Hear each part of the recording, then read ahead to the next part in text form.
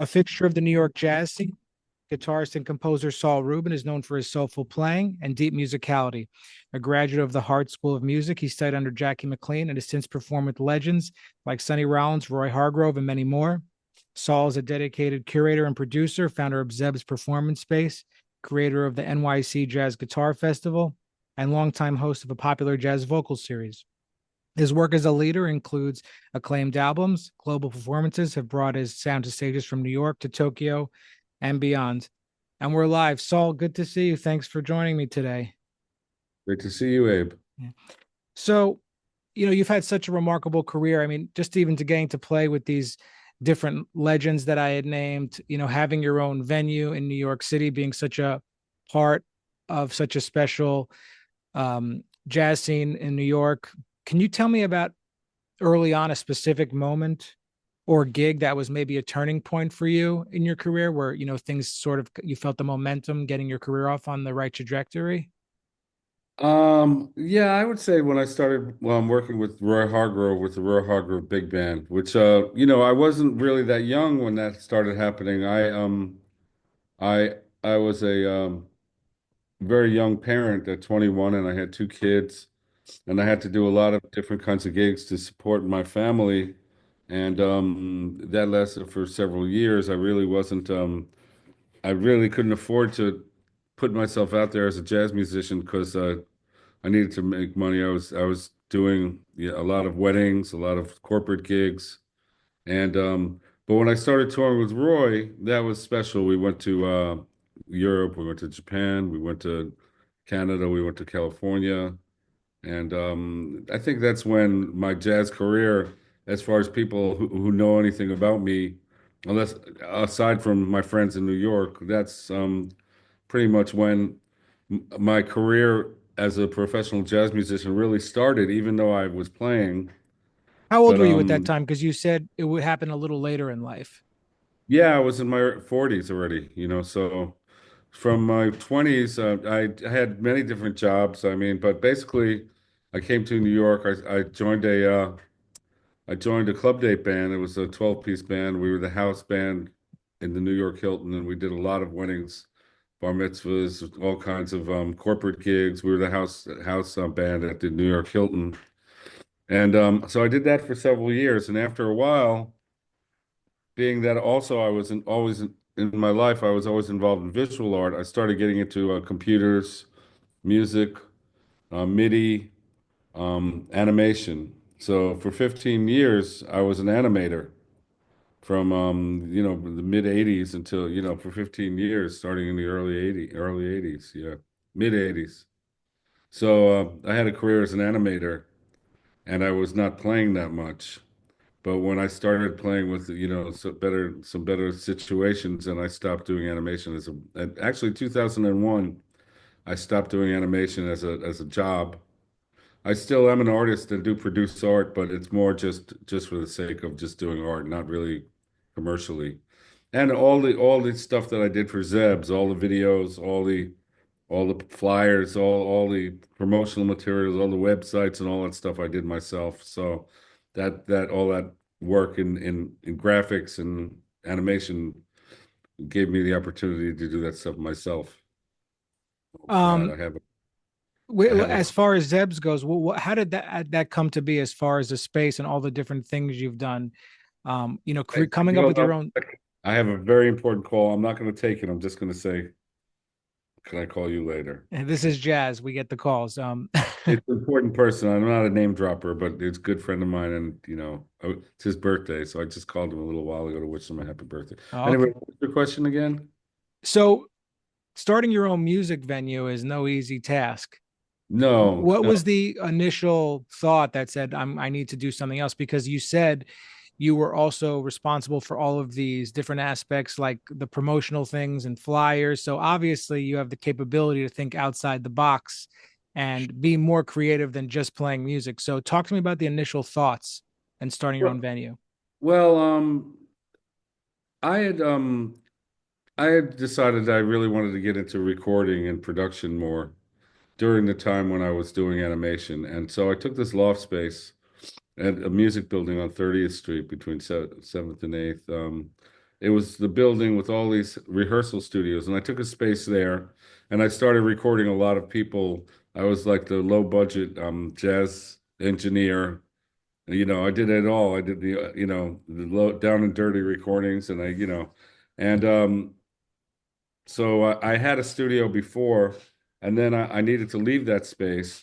So I went looking for another space, and I found this space on 28th Street, which was a incredible 1,800 square foot loft with a back porch and really high ceilings, and I made that my studio. So I was really like the low budget guy for recording jazz, mostly with no without any booths, just everybody in the same room. So I did tons of recordings for people in New York. And that was kind of like my job after a while. When I stopped doing the animation, I was recording a lot of people and producing a lot of different stuff. So Well, kind of walk me through one of your favorite sessions that you did recording, and what made it so special, because it seems like you were a part of a lot of different sessions. there were so many. There was so many. Like I mean, it's hard to like really say any one particular one, but there were a lot. The favorite ones that I did were one of my sessions of my music, honestly. Before so I took this Space Zebs in 2009, and towards the end of 2015, I was told the building was sold and I have to leave, but still keep paying rent. So I said, well, I can't book the room, so I'm not going to pay my rent, and I'm going to stay as long as. So I stayed another 6 months or something, and I really couldn't book anything because I never knew when they were going to shut it down. But basically, it was on the second floor of an old firehouse, and it was old, maybe built in the 20s, so that it was very thick walls and it was a very quiet space considering it was New York. It wasn't a new building with thin walls. It was like a old firehouse, second floor, walk up, and oh, we did so many things. It's just really hard to say a particular session. I And know you also had the NYC Jazz Guitar Festival there too, as well, right? I did that 4 times, 3 times at Zeb's, and after Zeb's closed, I did it at a place called the 75 Club down in Tribeca. Yeah, these guitar festivals were pretty amazing. It was like 11 guitarists in a weekend, so like 3 days of and I had the best of the best of the New York swinging guys, mostly all really swinging. A couple of more modern people, but for the most part, we shared rhythm sections, and it was amazing. It was really a great experience, and also every Wednesday from 2010 till we closed, I did the jazz vocalist series where I featured a singer with a trio, the bass player and drummer of their choice, and it was a project I did with my daughter who sings. My son is a guitarist and a computer coder now, and my daughter's a singer and she's also working a day job. But in those days, I wanted her to hear everybody, all the singers in town. So we started this thing. We bought a bunch of chairs and we set up the room and we started the jazz vocalist series at Zeb's, and it became within the first year, it went from, the attendance was a little low because people didn't know about it, to it being packed every week. Like we had great parties there. We had Johnny O'Neill's party for like 4 years in a row, and like birthday parties.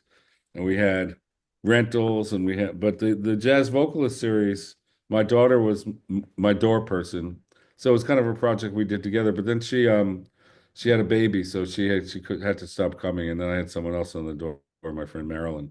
But anyway, it was an incredible experience, and it was like a very high level competitive vocalist series where it started out with some what I call shower singers to the best singers in New York. I must have played with 98% of all the singers in New York at Zeb's during that time. Either than them sitting in. The second set was always like a open mic, but a professional open mic with really good singers. Did you And develop the ability to transpose in different keys on the spot doing that?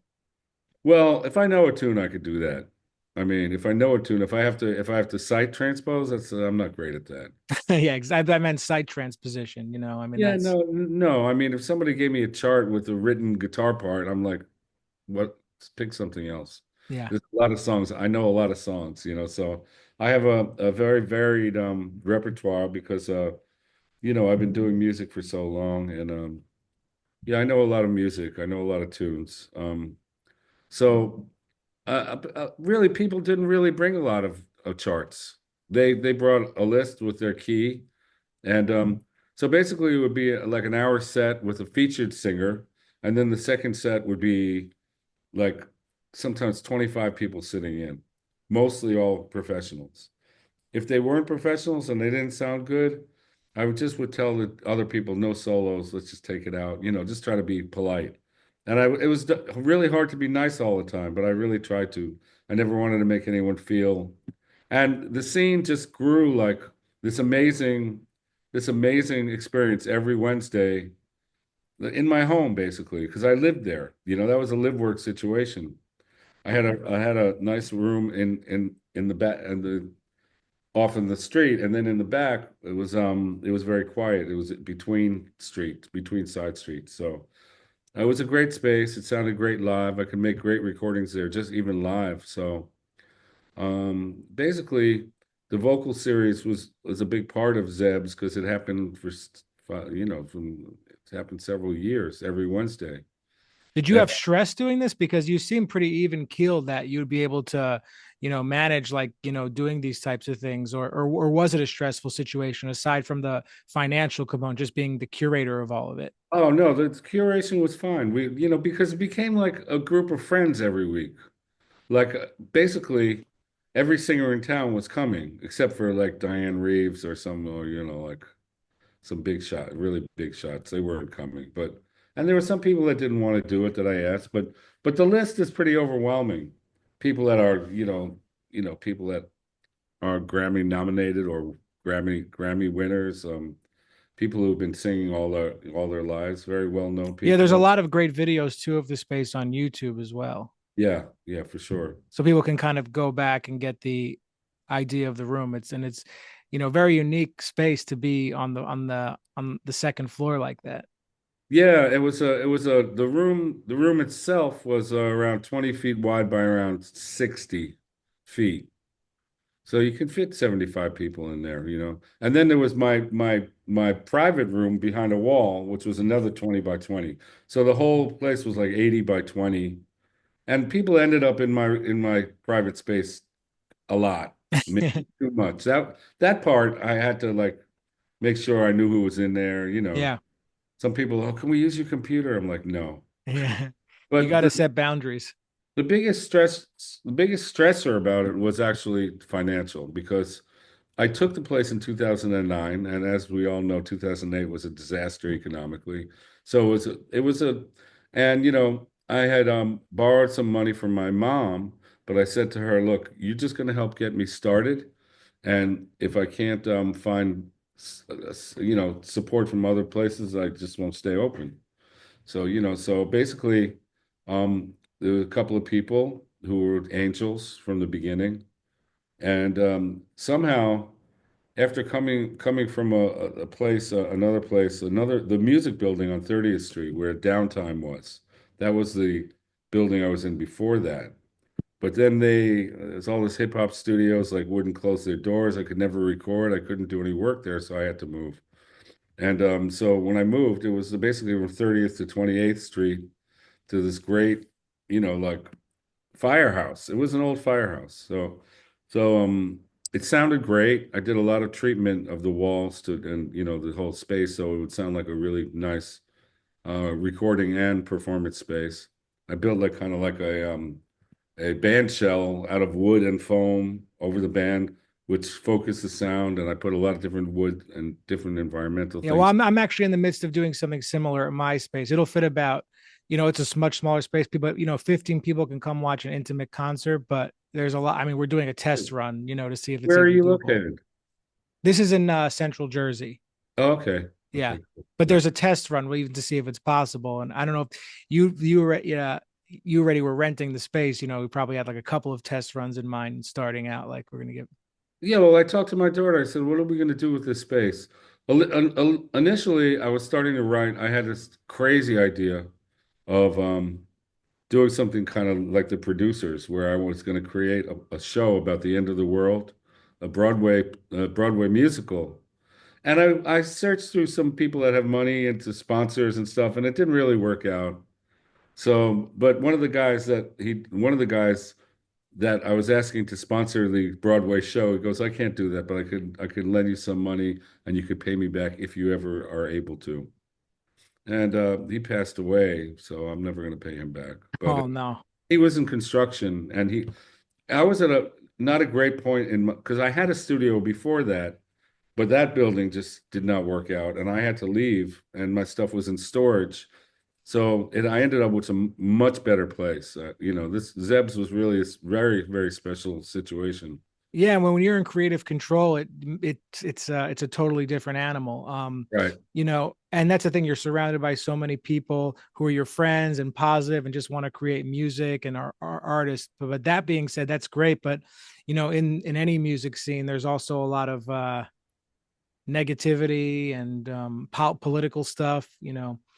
Uh, Backbiting, dog eat dog kind of mentality about, Are hey there man, how are you there still things you think about this point of your career? Or you're just kind of forget like things that might still feel a little frustrating to you, even if it's just 1% about the business. I mean, I'm overlooked so much of the time for gigs that certain guitar players always getting. It's like, I'm not really like aligned with a particular genre of jazz. Like I'm not a solamente. That's the Spanish word. I'm sorry. I'm not. I'm not a bebop guitar player. I'm not a modernist. I'm just a musician. I like a lot of different kinds of music, and it's not good for my career. And quite frankly, as you get older, the young guys start taking your place. So, I mean, in some ways, I'm happy. I'm happy to be very well respected, and very pissed to be underutilized. Yeah, So and underutilized. That's it. especially since I'm not like, hey man, like trying to like to kiss people's ass. I'm not a good ass kisser, put it that way. I'm a terrible ass kisser. Yeah, people But I'm not. pleasing is very hard. I'm like learning that it's like poison to be nice to everybody. Yeah, no, you can't be nice to everybody, but you have to think about what's okay with you and have limits because when I started Zeb's after a year or so, every singer in Europe, well, around the world, they were all contacting me. Can we come? We're coming to New York. Can we have a Wednesday night of your thing? I'm like, well, it pays terrible. We don't make any money. You're not going to make money. And how are you going to get, if nobody knows who you are, how are we going to get anyone in the room? And I had to be sometimes blunt and say, look, Well, you're it's not also of the, being pragmatic too about, you're thinking about the logistics instead of just giving, like you're just being real with them. yeah. Whenever I had things of my own music or concerts and stuff, people never came. But they all came to the vocal series because people didn't want to pay. It was only $10 to get in for the vocal series. And I had like box wine, like $5 donation. But it was a lot of fun. I'm not gonna lie, it was a lot of fun. I Well, it have was ten friends dollars to get in for the vocals here, but how much would it be if you like for other stuff? like Was it a little 20 bucks. I mean, I still wasn't charging, and I didn't have a bar, so it's like if people don't have a vested interest in it, they don't come. The vocal series was a way of getting people in the room. And it actually really worked because there's a lot of singers and not hardly any work for them unless they're really being pumped by a manager and an agent, Well, there's not a lot of work for That anybody in general. Like, oh, that's true. That's true. well, It's not I not also to want. mention Oh, sorry. I Go on. haven't gotten a raise. I'd say a restaurant gig or whatever, they pay the same as they did in the 80s. So, we haven't gotten any more money. I mean, I don't do weddings and bar mitzvahs anymore, thank God. That would be a reason to commit suicide, I Well, think, if I it's was interesting stuck. you say that because I used to do. I mean, I've been fired from every wedding band I've ever played guitar in, and like I remember like like one time going out on like a really big stage, and I was just like, usually before you go play a concert, you're supposed to be excited, but I was like, I feel like depressed about to do this. Yeah. It's just not Yeah, fun. when yeah. My thing was I started playing saxophone like early in my like when I was like 23, I started playing saxophone and doubling because I didn't want to be a singing guitarist in a club date band. So I was getting more work like that. But then when I got into animation, I didn't really care to be playing weddings and bar mitzvahs and corporate gigs anymore. So I wasn't playing very much during that time. I was going to jam sessions, and the young people who didn't know who I was were gave me major vibe. I won't mention anybody's names, but No, you don't have they to. treat they treated me like shit, honestly. In the They beginning. treated me like this guy because I they were younger than me, and this guy all of a sudden's on the scene coming to jam sessions. I wanted to meet people, and I did meet. That's more or less my experience with Roy Hargrove was, like connecting with him at jam sessions. That's how my jazz career basically got off the ground. Before that, I was hardly doing any jazz gigs because I really couldn't afford to.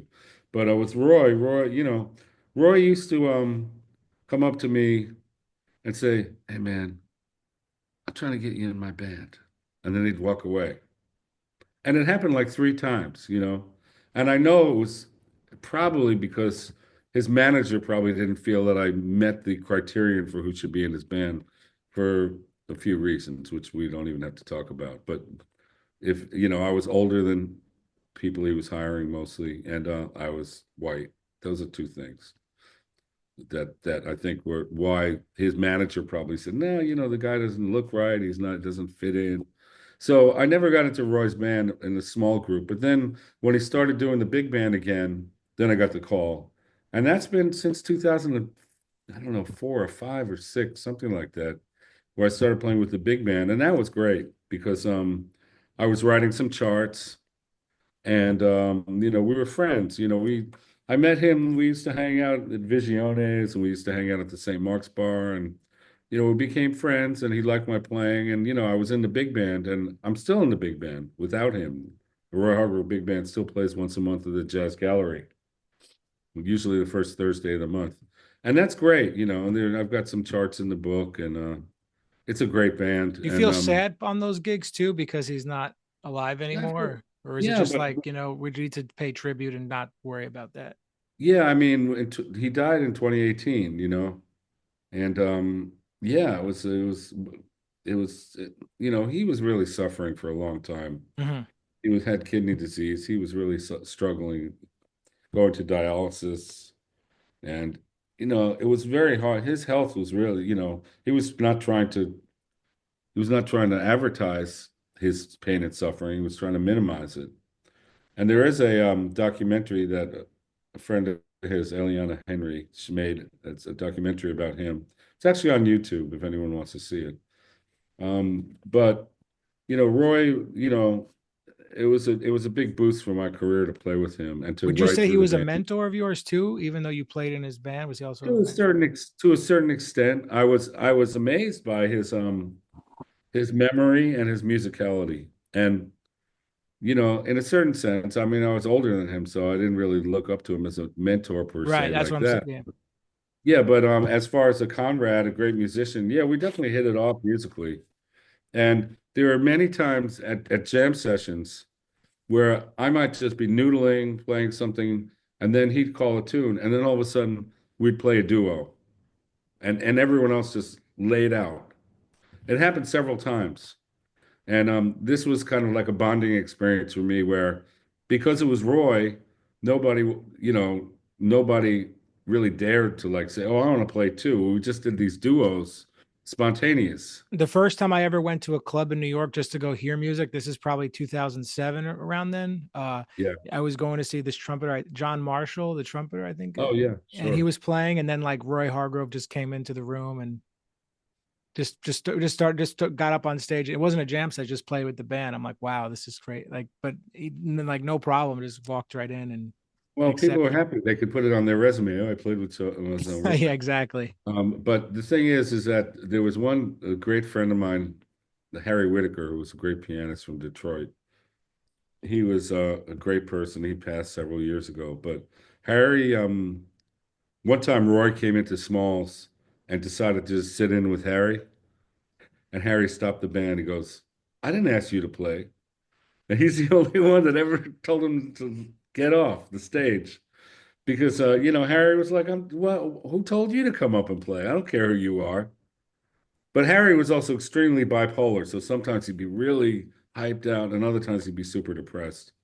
And apparently he really died more or less of depression. But Harry Whitaker, he helped all the singers. He was very involved with the singers too. They used to go to his house. A lot of singers learned a lot from Harry Whitaker. And Harry Whitaker was a Detroit pianist, so he had that background. I don't, there's a lot of great musicians from Detroit. And I played with a great Detroit pianist, Kirk Gleitze, right? And I did a Mhm. bunch of gigs with Kirk. He lives in Paris, so I had him play with my band in Paris at the Duty Lombard a couple of times. And also I played with him, shared the nights with Ed Cherry. He started using Mark Whitfield more, but I played a bunch with Kirk. And Kirk, I asked him, why are there so many great musicians from Detroit? And he said, well, there was so much money in the automobile industry that even black schools had music programs.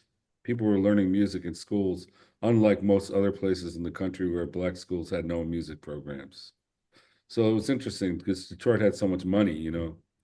So it's interesting, that level of education was different for Detroit musicians. Yeah. Now that you've had, all this experience playing music and contributing, do you find yourself in the mentor role these days with younger To a musicians? certain extent, some of the young guys yeah, yeah. And I go to jam sessions and I play. I also have a hobby playing saxophone, Oh yeah. which well, I played tenor saxophone when I was doing club dates when I in my 20s to try to get more work, but then I had stopped. I didn't practice for like many years, and then during the pandemic, I started picking up the tenor again because I had no gigs and I was like, I don't really feel like playing guitar. So I started playing tenor and flute again. And then, like a year and a half ago, I bought an alto saxophone, which I never played before. And I've been going to jam sessions in the afternoon at Smalls and stuff. And, I get good receptions from people because I'm trying to play simple, trying to play in tune. Well, not always, but trying. And I try to play very musical. And that's one thing I learned from Roy. A major thing to answer a long-winded answer to your question about was he a mentor or did I learn something from him? Well, I have to say that when he was in his prime, he was absolutely a monster. But he had a lot of physical problems, especially, and it affected his teeth. So there was a time where his teeth were really messed up. I don't know if he had dentures or implants, but basically from being on dialysis, it gives you osteoporosis and it messes up your bone density. So he would come to Smalls and play one chorus that would just blow everybody away with as few notes as possible in the most musical way. And that's what I'm trying to do on saxophone. And because I'm trying to do that on saxophone, I get the people, not the musicians, because the musicians are like, "What the fuck are you doing?" But excuse my language. But the people who don't know who I am, don't know I'm a guitar player, they're like, "Wow, you're a great saxophone player." And I'm like, I'm playing simple stuff that I can play with the most strongest rhythmic ideas, and I'm relying on simply musical means rather than showing off all my licks that all these great saxophone players play that I can't play. Whenever I try to improvise on the piano, it's so hard for me not to think about the guitar. It's just Yeah. like I don't know if you have that problem with the saxophone or not because you're using a different part of your body, but Well, the only thing about the alto is that it has a more complicated transposition. So a tune that I really know in a certain key, I have to put it all in another key, and then my mind starts to, sometimes I it's challenging the transposition. The sound is getting better. Well, yeah, as far as piano, I mean, I played piano most of my life, and I did take four years of piano lessons at school at the Hartt School of Music. I was a double major, only I was a composition major. The jazz program was not a degree program yet. hmm. It ended up being a degree program after I left. And actually, Jackie McLean asked me to be the guitar teacher for the new program. and the school vetoed it because they wanted somebody from the classical guitar department. Oh, So they hired that's so a bogus. great guitar player, my friend, a good friend of mine. We were in all the ensembles together. Steve Benson, great player. He ended up being the teacher. Although they should have hired someone, I think he might teach at Montclair also, if I'm he not mistaken. does. Okay. That's Yeah, not he's really cool. He's a great guy too. And but that being said, like the school vetoed Jackie because Jackie, it was a very small jazz program, but he brought up all the best, we had the best master classes with like with Woody Shaw and Dixon Gordon. amazing. Yeah, and we also had what's his name? Oh well, Jackie Byard came once a week, and Paul Jeffrey came once a week. So Jackie did a small ensemble, and Paul did the larger ensembles. And the larger ensembles was when the guests would come up, like Woody Shaw, Jimmy Heath, or Mhm. um, No, all kinds. Saul, this has been such a great conversation, and thanks so much for taking the time. It's been Sure, such great stories too, very, very insightful, and just, want to thank you so much for, for speaking with me. sure, absolutely.